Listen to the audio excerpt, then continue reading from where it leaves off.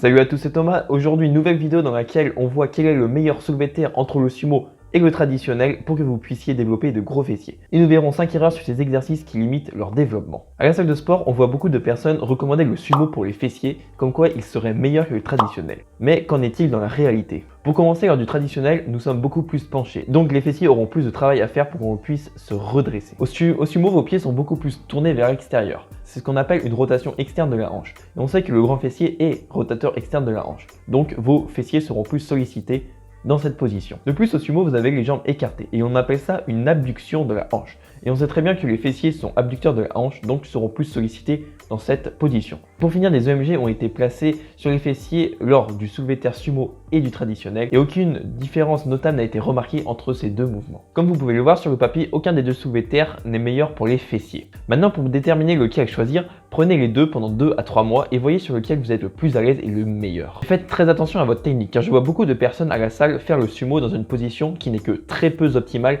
pour les fessiers. Au soulevé de terre traditionnel, c'est moins pire, mais on peut également retrouver de mauvaises techniques. C'est pour ça que je vais vous présenter 5 erreurs qui vous limitent dans le développement de vos fessiers et comment les corriger.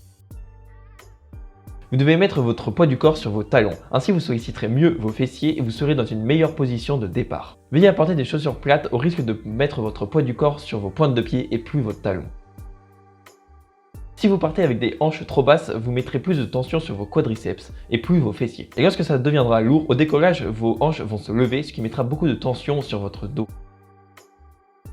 Écartez suffisamment vos pieds pour que lorsqu'on vous regarde de face, vos tibias soient parallèles entre eux. Si vos pieds sont trop serrés, vous solliciterez plus les quadriceps au détriment des fessiers.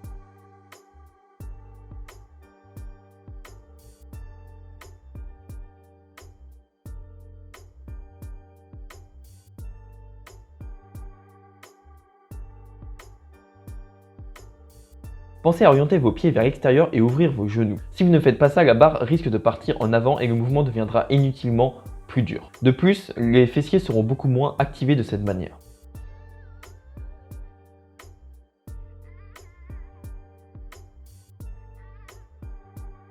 Généralement, ce conseil est valable pour les femmes car vous avez peur de vous blesser avec le soulevé de terre. Mais il faut savoir que si votre technique est bonne, n'ayez crainte et augmentez les charges. Si vous restez à 40-60 kg toute votre vie, vos fessiers ne grossiront pas. Si votre technique n'est pas bonne, soit vous l'améliorez, ce qui est la meilleure solution, soit vous changez l'exercice car vous perdez du temps à mal le faire. Si jamais vous n'êtes pas sûr de votre technique, envoyez-moi une vidéo sur Instagram et j'y jetterai un coup d'œil pour vous donner un feedback. Et si vous aussi vous voulez des gros fessiers, n'hésitez pas à mettre un petit like et à commenter. Et moi je vous dis à la prochaine. Ciao!